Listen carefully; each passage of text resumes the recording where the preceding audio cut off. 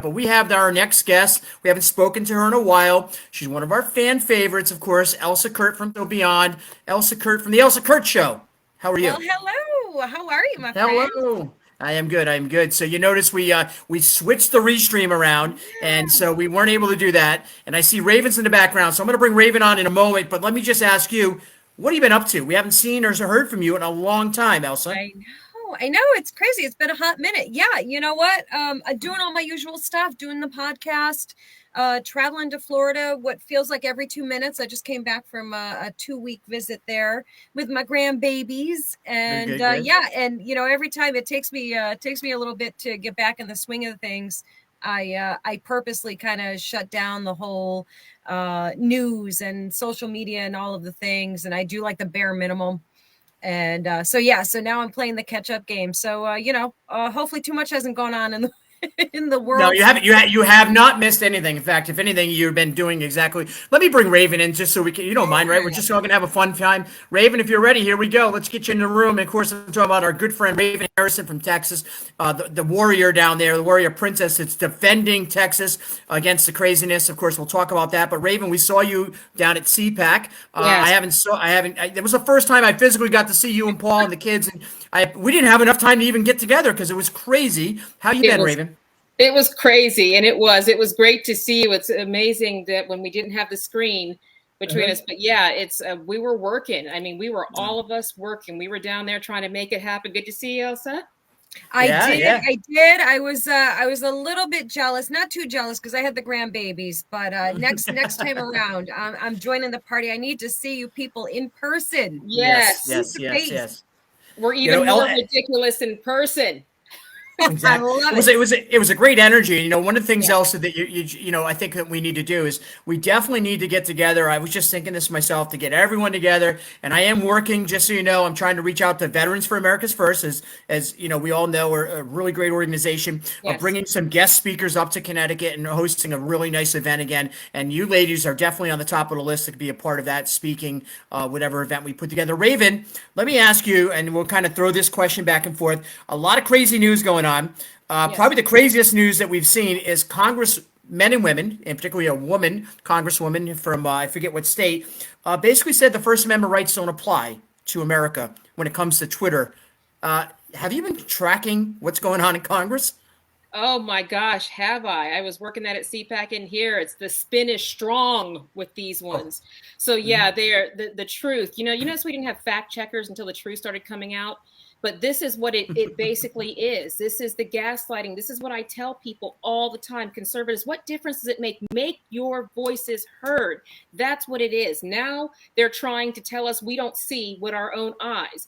This is what I have been saying for almost a year, that footage needs to be out. Everything needs to be happening. It's funny because the left didn't have a problem with free speech until they couldn't control it anymore. Once they couldn't control it anymore, now it's, that, but guess what? This is how it works. That's how freedom works. You don't get to cherry pick the elements out of it that you like or don't like. That's what the First Amendment is.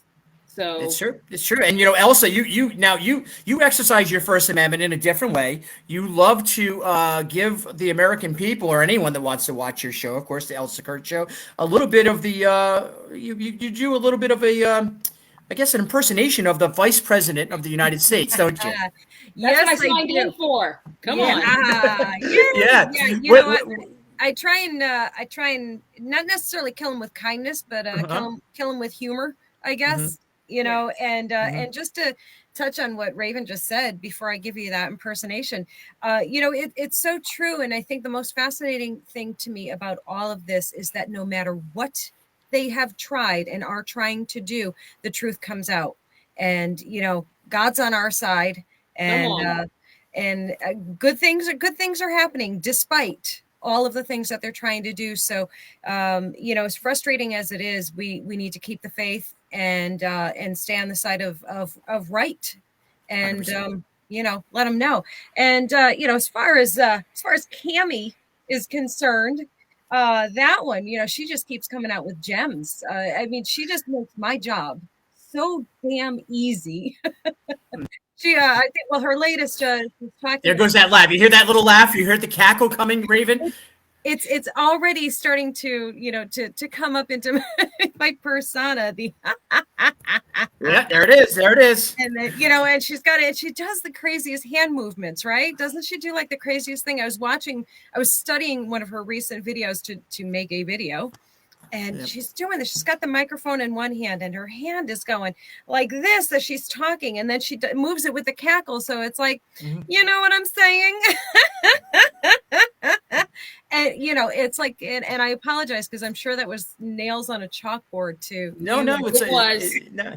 It was to us, but we enjoy hearing it come out of your mouth. But do you think it's nerves? I think it's just, I've been around people. I just think she's so uncomfortable. She's not comfortable because I think she knows the truth. And it's got to be a tough thing to actually have to cackle through those kind of lies. I mean, that's Raven. You've been in the political field, Raven. You've seen this kind of rhetoric. The people that try to get up to a podium, they say to you, "This is how it is. This is what it is," and they try. I think she's just uncomfortable. Personally, that's why she'll never be a president. Of the United States. That's those are called crutch words. I got this a lot. People ask me, you get nervous speaking? No, I only get nervous when I don't know what I'm talking about. So when you know your subject matter or you know what you're talking about, then there's no nervous in that. So I feel like that, I'm not diagnosing her. God knows we couldn't. I would feel like that would be the second worst job in the world. The first one would be whoever got picked to be Biden's sign language interpreter, but hers would be a close second. But I would just say that that's what you're grossly unqualified, grossly unpopular, and you're up there trying to pretend nobody is buying what you're selling. So I imagine there is a nervousness that comes with that. When you look at this, good. I'm sorry. I think she's also muzzled as well, because I agree with you, Raven. I think she does know. She does know the truth. She knows this is all. They all know this is absolute madness and absurdity. And, I don't think that she is an unintelligent woman. I think she is a smart woman. And I think she knows that she's in a position that she will never win at. And she just doesn't have the gumption really to handle this with any finesse whatsoever. And correct, like you said, and that's where you get the nervous laugh and the awkwardness and the repetitiveness of phrases, the word salads that she does. 100%. We call it word diarrhea for 200, Alex. The Raven's always got them punchlines. She's got them all. She's got a stack of them, I think, lined up for you. So we're watching all this other trending news right now. And one of the things, I just want to take it from politics into social, but it does tie into social into the politics. It's Chris Rock. Chris Rock came out a year later. The response to the Smith slap heard around the world. And now Chris Rock is being, he's basically being attacked by the ultra left, of course, Hollywood elite, about standing up for himself. What kind of world are we in, Raven, right now when you see that kind of nonsense? I mean, I didn't agree with everything Chris Rock said, by the way, in his stand-up. But I agree with I want to hear Chris Rock. That's freedom of speech. He should be heard. These people want to silence him. Well, that's what it is. They're caught in their own, web of lies. My grandfather used to say, if you tell the truth, you don't have to have a good memory. And I'm telling you, that's what these people are doing. So I didn't watch it. Of course, the internet blew up as soon as the slap happened. And I just remember thinking how incredibly tacky. It's okay when they're making fun of Trump, when they're making fun of people they don't like, then it's, oh, where's your sense of humor? Where's our First Amendment? When they're holding up severed heads of the president, it's like, no, this is protected speech. But, as soon as, you get, hate speech becomes something they just hate, and so I thought that Chris Rock, all things considered, handled that very classy when it happened. I mean, that was like beyond childish. That's like third grade playground crap. So all I'm saying is that when you're going to be out there in the public field, so Will Smith can dish it, but he can't take it. And that's what comedians do. They used to pick fun with everybody. Everybody had to learn to get a thicker skin and take it up. So now, he's owning his voice. He's speaking out. He has that right. You gave him that right, Will, when you assaulted him on national television. So now he has the right to push back, try to reclaim his career and whatever. That's kind of how freedom works. You have to let people, my parents bled for you guys to say stupid and un-American things, but that's your right. I fight for your right to say it. I just disagree with what you say. So that's how it kind of, but seeing them like trip in it, it's almost satisfying. Yeah, it is almost sad. So, Elsa, there's so much of the current world that just is crazy, and we can't figure it out, of course. But we do see some of the trending things that are also taking place right now. Is this Twitter files, right? And all we talked about a little bit earlier. Of course, Twittergate. also Twittergate, and now you also have Tucker Carlson that released a tape of the most famous J6 defendant and convicted Yes. defendant, Yep. dressed up in all Coming. the garb. And one of the things I think is pretty fascinating. I had Norm Pattis on earlier in my early show, and Norm, of course, defending one of the J6 most noted, Mr. Biggs. Norm wasn't happy with Tucker's releasing. Of course, he's an attorney who defends clients.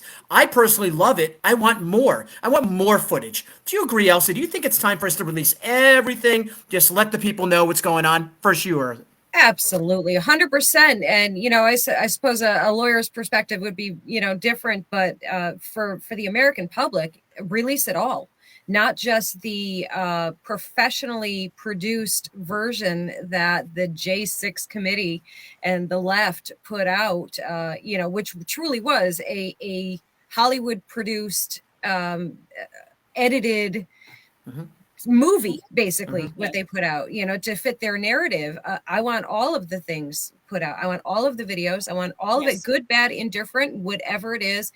It's ours to see. So put it out there, and if it doesn't, and I'll tell you what, unlike them, if it doesn't fit what I believe the narrative is and proves them right, I'm okay with that. I just want the truth, whatever the truth is. And that's the big difference between us and them. We don't want, what's their favorite thing to say? My truth. I don't want my truth. I want the truth. The truth. The truth. The truth. It's so true. And can I just say really quickly, go Kevin, ahead. that it's really important. So I'm no disrespect to Norm, but we've had 2 years of trying to get these people out of jail when the footage was not released. Now we have to get our prisoners out.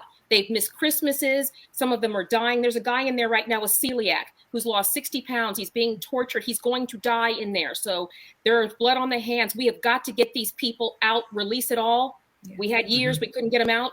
So release it all of it. I want to ask you both, and this will be a short one, and we'll get back, to our normal, hopefully, work these details. You both know I've been on a journey, and you both know personally I've shared with you that I've accepted Jesus in my life. Do we need more God? Do we need more God in America? Absolutely. Yes. Absolutely. Go ahead, Elsa. You first. I want to hear it, and not about me, but just I know how blinded I was by pushing back, right? And now I know what my life is like once you open your heart up to Jesus and allow God to guide us. And I know that it's saved my life. I'm just wondering from both your perspectives what you think God could do for America. Elsa, you first. Yeah, absolutely. And Kevin, I'm so heartened by your personal journey because it does in a lot of ways mirror my own. I've always had an uncomfortable, awkward relationship with God and religion, and I wasn't raised that way. And I actually talk about it in my next week's show, funny enough. And, listening to you and people like you that are also like me, who are now really coming into and leaning into their faith and trusting it and believing in it and not being afraid of it or afraid of sharing it. I think that is so profound. And it's what's happening right now across the country, all around the world.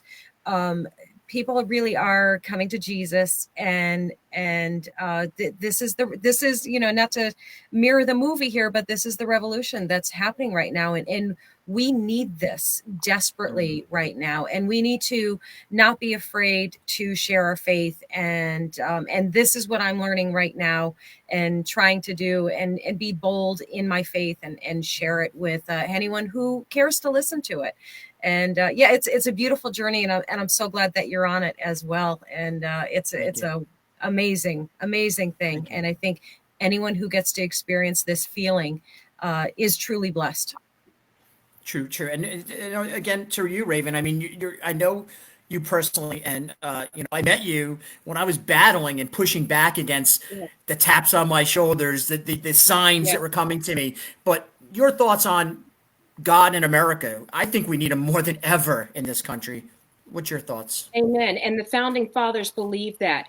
And it's what you believe. It's whether you believe that rat-a-tat army that fought against could do it without a divine intervention. That's what the founding fathers believed. And my mom used to say, God has the power to show you who's God. The element of it that we're missing is that you have a choice, okay? God gives you a choice. Okay, if prayer didn't work, you wouldn't have a Bible. But isn't it great to know that you have someone who can move those mountains? You have someone who can part that sea, someone who can do that. That's the important thing of God is there. There's no story that he raised his hand to do anything other than heal or protect or love. And that's what it's about, is having that supernatural power. The founding fathers believe it. Christians believe it. It's just now we have to get into the works. Faith without works is dead. You remember Moses kneeling at the side of the Red Sea praying? He said, get up off your knees, stop praying, go do what I called you to do. So God is raising his army. Don't get me started. Get the collection plate. So get me started up in here. But the warrior is ready to fight. Look at her. She's why not have God? We were better when criminals feared God, when people feared God, and whether you believe him or not, he is real. So that's for the people who are struggling. You don't have to move that mountain. He gave you the authority to do that. Your brothers and sisters in Christ will pray for you. But as a nation, we can do this. God is making his comeback on his time. I love it. Amazing. And there's the energy. I feel like we need to get you in front of the congregation, Raven, because you just inspired me and you got me all fired up. I want to thank you both personally as being a part of my life, Paula's life, what we've done here, what we've been continuing to do, and what we're going to do. You two ladies have been a real strong part of our ability for me to feel brave enough to even talk like this, do the show. And keep on working forward towards. I know that there's bigger, greater things for all of us right here. So thank you all for coming on and being a part of that. We love you deeply and appreciate y'all. Thank you, Kevin. Remember, he didn't say all things were easy. He said all things were possible. Yes. There you go. And we're going to make it possible. Thank you again, ladies, right there.